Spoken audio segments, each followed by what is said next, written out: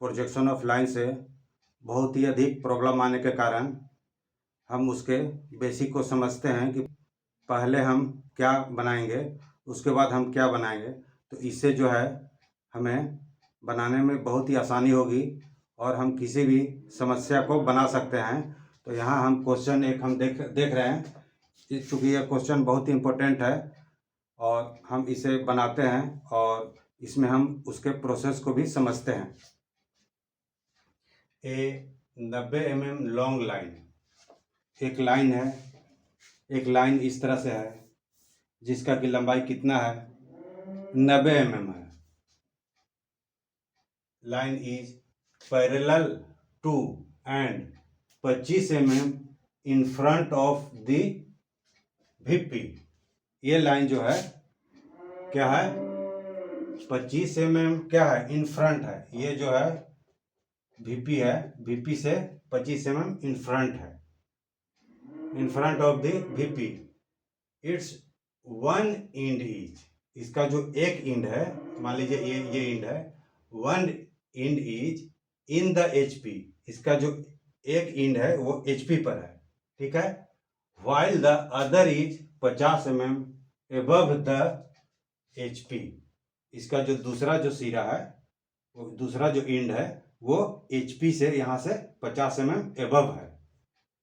तब क्या करना है, इसका प्रोजेक्शन निकालना है और find its inclination with HP, और एचपी के साथ जो इसका इंक्लिनेशन है वो निकाल देना है। तो हम इसे मॉडल में समझते हैं, क्योंकि हमारा जो व्हाइट है वो वीपी है, येलो जो है वो एचपी है। तो कहता है क्वेश्चन में कि 90 mm लाइन तो है, parallel and 25 mm in front of the VP. ये जो वीपी है, ये जो वीपी है इससे इसके पैरेलल है। पैरेलल कब होगा, जब हम इसे इस तरह से रखेंगे, सीधा रखेंगे। और 25 mm इन फ्रंट है, तो 25 mm हम इसको इन फ्रंट कर दिए, ठीक है। 25 mm in front of VP. It's one end is in the HP, इसका जो एक इंड है उसको हम इसी तरह हम पैरेलल रखते हुए और 25 mm डिस्टेंस रखते हुए हम इसके एक इंड को क्या करते हैं, एचपी पर रखते हैं, इस तरह से एचपी पर रखते हैं, ठीक है। और इसका दूसरा एंड, ये जो दूसरा एंड है बी, मान लीजिए ये ए है तो ये बी है, इसको हम 50 mm एबव रखते हैं, इस तरह से, ठीक है। एबव रखते हैं। तो इसका क्या निकालना है, फाइंड इट्स प्रोजेक्शन और इंक्लिनेशन। तो इस तरह से जब हम रखते हैं, तो जब हम सामने से देखेंगे, यहाँ से जब देखते हैं तो हमें क्या नजर आता है, वीपी पर एंगल बनता हुआ दिखाई देता है। साथ ही साथ एचपी पर क्या नजर आएगा, तो जब हम इसे ओपन करेंगे तो हम एचपी पर देख पा रहे हैं कि यहाँ से जो है 25 mm डिस्टेंस है और ये इसके साथ पैरेलल था, तो निकलने के बाद इस तरह से हमें दिखाई देगा। और ये जो है एचपी के साथ 50 mm डिस्टेंस पर है, तो हमें एक लाइन दिखाई देगा, एचपी पर हमें एक लाइन दिखाई देगा जो कि रियल लाइन नहीं होगा, क्योंकि अगर हम इस तरह से रखते हैं तो हमें रियल लाइन बनेगा, लेकिन चूंकि हम इसे 50 पर उठाए हुए हैं तो ये जो है इसका रियल लाइन से छोटा लाइन यहाँ बनेगा। और वीपी पर क्या बनेगा, तो वीपी पर हम देख पा रहे हैं कि इस तरह से वीपी पर एंगल बनेगा, इस तरह से। तो हम इसे बनाते हैं और इसे देखते हैं। सबसे पहले हम क्या बनाएंगे, उसके बाद हम क्या बनाएंगे, है ना। तो इस तरह से हम बना करके इसे हम ब्लैक बोर्ड पर देखते हैं। तो सबसे पहले हम रेफरेंस लाइन लेंगे। रेफरेंस लाइन हम इस तरह से ले लेंगे, नाम भी हम दे देंगे एक्स और वाई, एक्स और वाई नाम भी दे देंगे। अब कहता है कि 25 mm in front of the VP. हम इस मॉडल में देख पा रहे हैं कि हम जो है वीपी के पैरेलल रखे हैं और 25 mm जब हम इन फ्रंट हम इसको किए तो हमको पता चला कि हमें लाइन कहाँ बनाना है, 25 mm की डिस्टेंस कहाँ बनाना है। इस तरह से हम जब ओपन करते हैं तो हमको पता चलता है कि यहाँ से जो है 25 का दूरी इस लाइन पर बनेगा, नीचे बनेगा, यानी कि रेफरेंस लाइन के नीचे बनेगा। तो हम उसी तरह यहाँ पर इस रेफरेंस लाइन के नीचे में 25 की डिस्टेंस को ले लेते हैं। अब इस लाइन को हम मिलाकर XY के पैरेलल में खींचते हैं।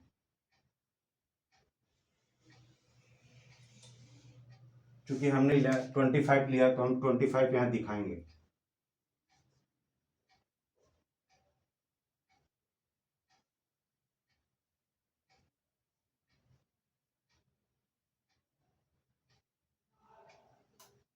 कि जो दूसरा एंड है वो 50 mm एबव द HP से 50 mm एबव है।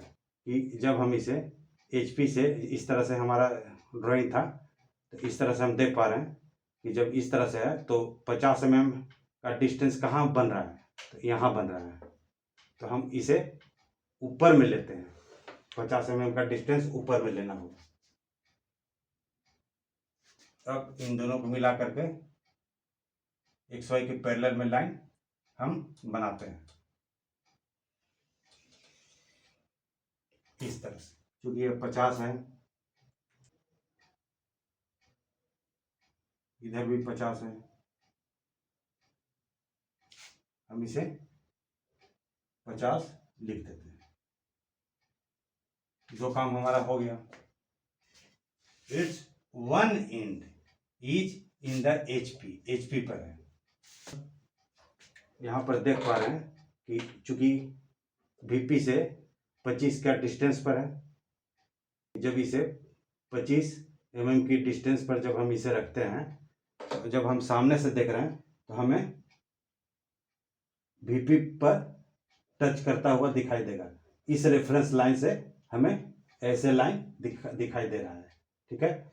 और यहाँ पर रेफरेंस लाइन को टच नहीं कर रहा है, जबकि VP से जब हम सामने से देखते हैं इस तरह से, तो हमें सामने से रेफरेंस लाइन के साथ टच करता हुआ दिखाई देगा। तो ये हमें ऊपर की तरफ दिखाई देगा।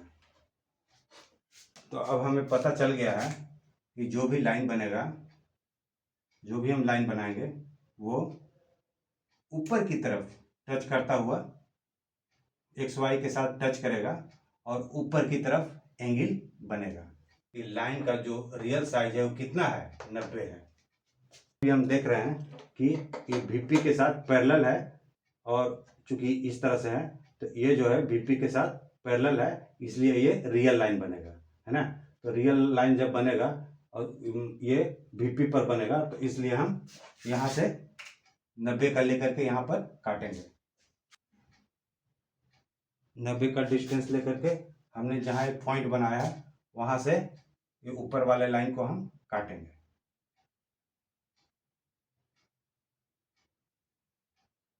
जहाँ पर कटा उसको इसके साथ मिला देंगे।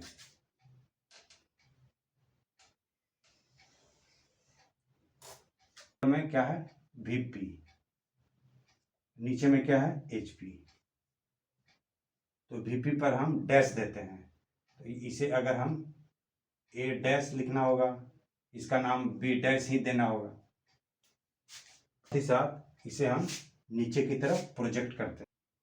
जब हम इसे नीचे की तरफ प्रोजेक्ट करते हैं तो एक पॉइंट हमें यहाँ मिलेगा और दूसरा B डैश से भी प्रोजेक्ट करते हैं।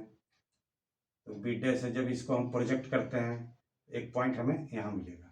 अब इन दोनों पॉइंट को मिलाएंगे, तो इन दोनों पॉइंट को मिला करके एक प्रोजेक्टेड लाइन बनाएंगे।